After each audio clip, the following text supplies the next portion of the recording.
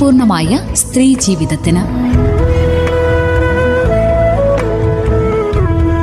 ആയുർവേദ വകുപ്പും റേഡിയോ മാറ്റുലിയും സംയുക്തമായി അവതരിപ്പിക്കുന്ന ആരോഗ്യ ബോധവൽക്കരണ പരിപാടി.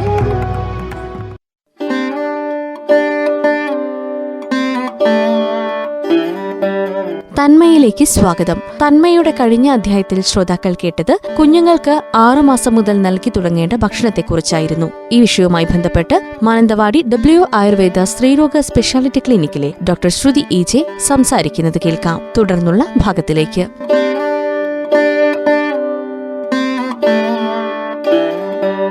എല്ലാവർക്കും നമസ്കാരം. ഞാൻ ഡോക്ടർ ശ്രുതി EJ. നമ്മൾ കുഞ്ഞുങ്ങളുടെ ഭക്ഷണത്തെ പറ്റിയാണ് കഴിഞ്ഞ എപ്പിസോഡുകളിലായി സംസാരിച്ചുകൊണ്ടിരിക്കുന്നത്. അപ്പോൾ അതിനോടനുബന്ധിച്ച് തന്നെ പാലുൽപ്പന്നങ്ങളും കുഞ്ഞുങ്ങളുടെ ഭക്ഷണത്തിൽ എങ്ങനെ ഉൾപ്പെടുത്തണം, എന്തൊക്കെ ശ്രദ്ധിക്കണം എന്നുള്ള കാര്യങ്ങളാണ് ഇന്ന് നമ്മളിവിടെ വിഷയമാക്കുന്നത്. അപ്പോൾ നമുക്കറിയാം, കുഞ്ഞുങ്ങളുടെ ഭക്ഷണത്തിൽ നാം പലപ്പോഴും ഒഴിവാക്കാൻ മടിക്കുന്ന ഒരു പദാർത്ഥമാണ് പാല്. കേരളീയർക്ക് പൊതുവേ നമ്മുടെ ഇന്ത്യൻ സംസ്കാരത്തിൽ തന്നെ പാലിനൊരു പ്രഥമ സ്ഥാനം നമ്മൾ കൊടുത്തിട്ടുണ്ട്. അപ്പോൾ അതുകൊണ്ട് തന്നെയാണ് പാലുകുടി പോലുള്ള ചടങ്ങുകൾ നമ്മൾ പലപ്പോഴും കുഞ്ഞുങ്ങളുടെ ഒരു വളർച്ചാ ഘട്ടത്തിൽ ഉൾപ്പെടുത്തുന്നത്.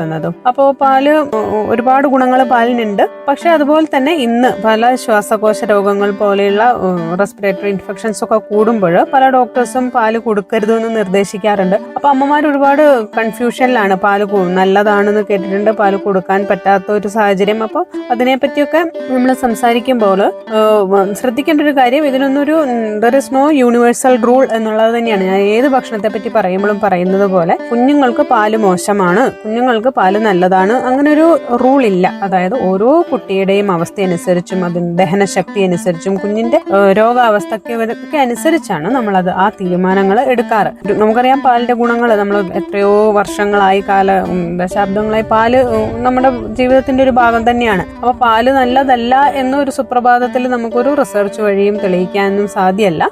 പിന്നെ പാല് കൊടുക്കുമ്പോൾ ശ്രദ്ധിക്കേണ്ട ഒരുപാട് കാര്യങ്ങളുണ്ട്. അപ്പോൾ എന്തൊക്കെയാണ് പാലിന്റെ ഗുണങ്ങൾ? സാധാരണയായിട്ട് നമുക്കറിയാം, ഏറ്റവും ഹൈ ക്വാളിറ്റി പ്രോട്ടീൻ അടങ്ങിയിട്ടുണ്ട് പാലില്. Calcium, potassium, phosphorus, vitamin D, vitamin A, vitamin B12 പോലെയുള്ള ഒരുപാട് ന്യൂട്രിയൻസ് പാലിൽ അടങ്ങിയിട്ടുണ്ട്. അപ്പോൾ നമ്മുടെ കുട്ടികളുടെ ആ വളർച്ച ത്വരിതമായി വളരുന്ന ആ പ്രായത്തിൽ എല്ലിന്റെയും പല്ലിന്റെയും ഒക്കെ ഹെൽത്തിനെ, അതിന്റെ വളർച്ചയെ സ്വാധീനിക്കാനും ഇമ്മ്യൂണിറ്റി, കുഞ്ഞുങ്ങൾക്കൊരു രോഗപ്രതിരോധ ശേഷി കൊടുക്കാനും ബ്രെയിൻ ഗ്രോത്ത് ഏറ്റവും കൂടുതലായിട്ട് കുഞ്ഞുങ്ങളുടെ ബ്രെയിൻ ഗ്രോത്ത്, തലച്ചോർ വികാസം നടക്കുന്നത് ആദ്യത്തെ 3 വർഷത്തിനുള്ളിലാണെന്ന് നമുക്കറിയാം. അപ്പൊ ആ സമയത്തുള്ള ഭക്ഷണത്തിന് പാലിനൊരു ഇമ്പോർട്ടന്റ് റോൾ ഉണ്ട്. ബ്രെയിൻ ഗ്രോത്ത്, അതുപോലെ കോഗ്നിറ്റീവ് പെർഫോമൻസ്, കുഞ്ഞുങ്ങൾക്ക് കാര്യങ്ങൾ കോർഡിനേറ്റ് ചെയ്യാനുള്ള ആ കഴിവിനെയൊക്കെ കൂട്ടാൻ പാലിൽ അടങ്ങിയിരിക്കുന്ന ഘടകങ്ങൾക്ക് സാധിക്കും. അതുപോലെ നോൺ വെജ് ഒന്നും അധികം ഉപയോഗിക്കാത്ത പ്രായത്തിലാണെങ്കിൽ ആ സമയത്ത് വരുന്ന പ്രോട്ടീന്റെ ആവശ്യകതയും ഫാറ്റിന്റെ ആവശ്യകതയും ഒക്കെ നികത്താൻ പാലിന്റെ കൃത്യമായ ഉപയോഗത്തിലൂടെ സാധിക്കും. അതുപോലെ സ്കിന്നിനും ഹെയറിനും തൊലിയുടെ ആരോഗ്യം സംരക്ഷിക്കാനും നല്ല ഉറക്കം ലഭിക്കാനും ഒക്കെ വലിയവരെ പോലെ തന്നെ കുഞ്ഞുങ്ങൾക്കും പാല് ഉപയോഗപ്പെടുത്താറുണ്ട്. പിന്നെ പാല് ഉപയോഗിക്കുമ്പോൾ ശ്രദ്ധിക്കേണ്ട കുറച്ച് കാര്യങ്ങളുണ്ട്. പാലില് ലാക്ടോസ് അതായത് ഒരു മിൽക്ക് ഷുഗർ ആണ്. അത് കുറച്ചധികം തന്നെ നമ്മുടെ ഹ്യൂമൻ മിൽക്ക്, അമ്മയുടെ പാലിനെ അപേക്ഷിച്ച് നോക്കുമ്പോൾ അത്തരത്തിലുള്ള പ്രോട്ടീനുകളും ഷുഗറിന്റെ കണ്ടന്റും അധികമായതുകൊണ്ട് തന്നെ ചിലപ്പോൾ ചില കുഞ്ഞുങ്ങൾക്ക് ദഹിക്കാനുള്ള ബുദ്ധിമുട്ടുണ്ടാവും. ചില കുഞ്ഞുങ്ങൾക്ക് ഈ ലാക്ടോസ് എന്ന പദാർത്ഥം അലർജിയുള്ള കുട്ടികളുണ്ടാവും, ലാക്ടോസ് ഇൻടോളറൻസ് എന്ന് പറയും. അപ്പോൾ പാല് കൊടുത്തു തുടങ്ങുമ്പോൾ തന്നെ നമുക്ക് കുഞ്ഞുങ്ങൾക്ക് അതിന്റെ ലക്ഷണങ്ങൾ കാണാം. അമിതമായ വയറിളക്കം, ദഹനക്കുറവ്, വയറുവീർപ്പ് പോലെയുള്ള ലക്ഷണങ്ങൾ ഒക്കെ കാണുന്ന കുഞ്ഞുങ്ങൾക്ക് പാലിന്റെ ഉപയോഗം കൊണ്ടാണോ എന്ന് നമ്മൾ സംശയിക്കത്ത രീതിയിൽ ലക്ഷണങ്ങൾ വരുമ്പോൾ അതിനെ ശ്രദ്ധിക്കുക. അതുപോലെ ചില കുട്ടികൾക്ക് ഒരു മൈക്രോ ഹെമറേജ് എന്ന് പറയും, ഒരു GIT, നമ്മുടെ ദഹന വ്യവസ്ഥയുടെ ഉള്ളിൽ ചെറിയ ചെറിയ സ്പോട്ടിംഗ് ബ്ലീഡിങ് വരുത്താൻ ചില കുഞ്ഞുങ്ങൾക്ക് പാല് കാരണമാവാറുണ്ടെന്ന് പറയുന്നു. അപ്പോൾ അങ്ങനെയുള്ളവർക്ക് രക്തക്കുറവ് വിട്ടുമാറാതെ നിൽക്കുന്നതായിട്ടും അങ്ങനെയുള്ള പല പല ആരോഗ്യ പ്രശ്നങ്ങളും അതിനോടനുബന്ധിച്ച് നമുക്ക് കാണാം. നമ്മൾ പലപ്പോഴും കേട്ടിട്ടുണ്ട്, പാല് അധികമായാൽ കഫക്കെട്ട് കൂടും, കഫ പ്രശ്നങ്ങളുള്ള കുട്ടികൾക്ക് ഒരിക്കലും പശുവിൻ പാല്, മറ്റ് പാലുകൾ കൊടുക്കരുത് എന്നുള്ളത്. അത് ഒരു പരിധിവരെ ശരിയാണ്.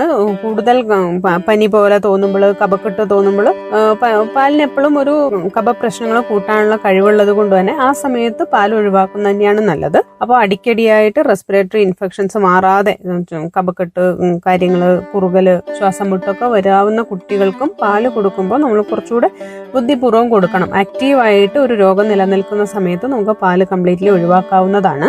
അതുപോലെ വയറിളക്കം, പനി പോലെയുള്ള ദഹനം തീരെ കുറഞ്ഞിരിക്കുന്ന അവസ്ഥയിലും പാൽ ഉപയോഗം പരമാവധി കുറച്ച് തന്നെ ശീലിപ്പിക്കാൻ ശ്രമിക്കുക. അതുപോലെ പാല് ഒരുപാട് അളവിൽ കൊടുക്കുന്നതും കുഞ്ഞുങ്ങൾക്ക് ദഹിപ്പിക്കാൻ ബുദ്ധിമുട്ടുണ്ടാക്കാം. അപ്പോൾ പാലിന്റെ അളവും നമുക്ക് ഒരു 6 മാസം കഴിഞ്ഞ കുഞ്ഞുങ്ങൾക്കൊക്കെ ഒരു 30 ml മുതൽ 50 ml വരെയൊക്കെ പാലൊക്കെ ദിവസം ഉപയോഗിച്ചാൽ മതിയാകും. ഒരു 1 വയസ്സ് കഴിയുമ്പോഴത്തേക്ക് നമുക്കതൊരു 100 ml കൂട്ടാൻ പറ്റും. എന്നാലും 100 ml പാല് ഒന്നും ഒരു ദിവസം കുഞ്ഞുങ്ങൾക്ക് ഉപയോഗിക്കേണ്ടതില്ല, 1 വയസ്സിനും 1.5 വയസ്സിനും ഒക്കെ താഴെയുള്ള കുട്ടികൾക്ക്.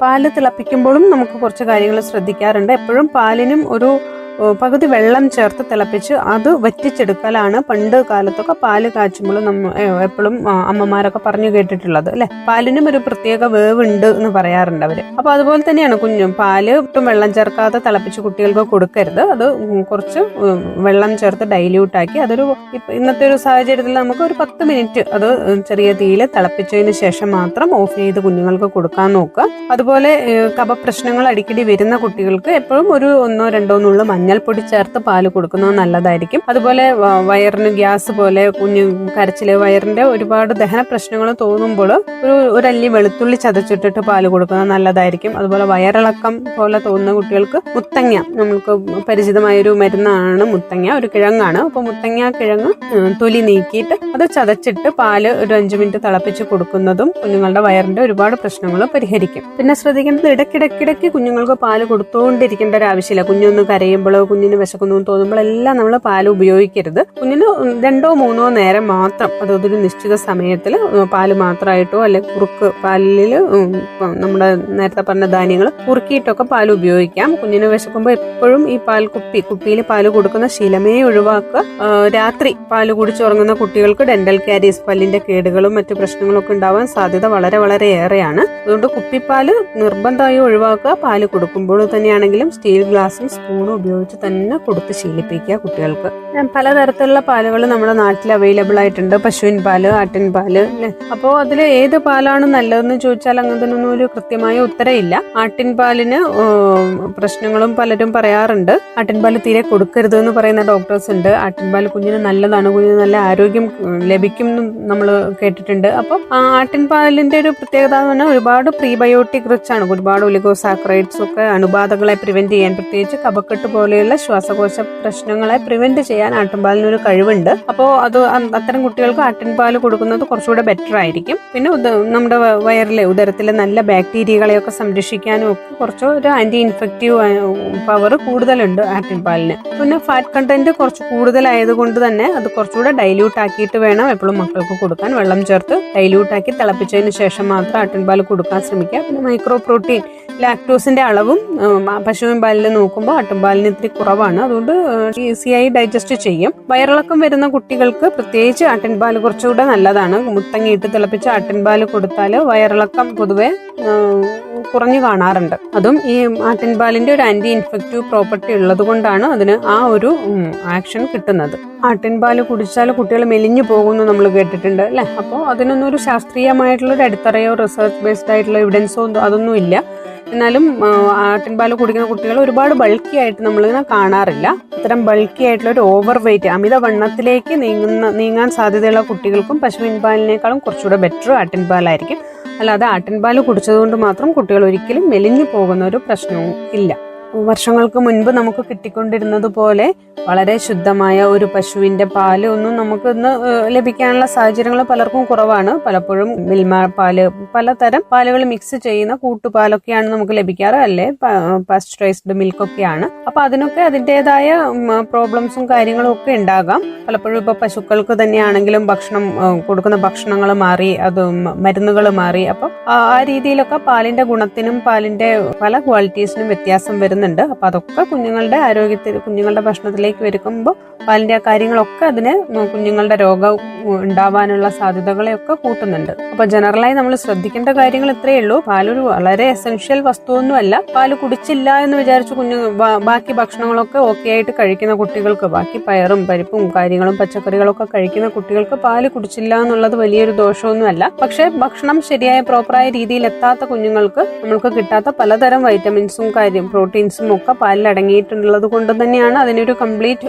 ഒരു ഫുഡ് എന്ന് പറയാറ് എപ്പോഴും പാലിന്. അപ്പോൾ അങ്ങനെ അയൺ ഒഴികെ ബാക്കി നമുക്ക് ശരീരത്തിന് ആവശ്യമായ പലതരം ന്യൂട്രിയൻസും പാലിൽ അടങ്ങിയിട്ടുണ്ട്. അപ്പോൾ കുഞ്ഞുങ്ങൾക്ക് പാല് കുടിച്ച് പ്രശ്നമില്ലാത്ത മക്കൾക്ക് അത് ആ ചെറിയൊരു അളവിൽ ഡെയിലി വേണ്ട ഒരു അളവിൽ കൊടുക്കാൻ ശ്രമിക്കുക. പാല് കുടിച്ച് പ്രശ്നങ്ങൾ തോന്നുന്ന വയറിനോ അല്ലെങ്കിൽ ശ്വാസകോശ പ്രശ്നങ്ങളോ എപ്പോഴും അടിക്കടി അമിതമാവുന്ന കുഞ്ഞുങ്ങൾക്ക് അത് ഒഴിവാക്കുക എന്നുള്ളത് മാത്രമേ നമുക്കത് ചെയ്യാനുള്ളൂ.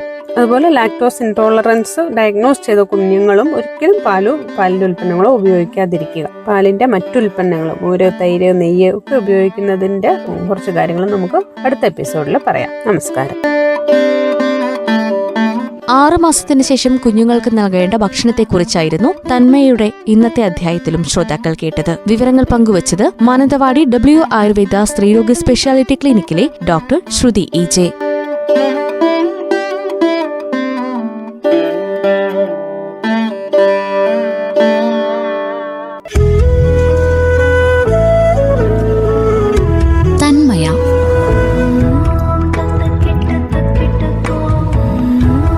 ആരോഗ്യപൂർണമായ സ്ത്രീ ജീവിതത്തിന് ആയുർവേദ വകുപ്പും റേഡിയോ മാറ്റുലിയും സംയുക്തമായി അവതരിപ്പിക്കുന്ന ആരോഗ്യ ബോധവൽക്കരണ പരിപാടി.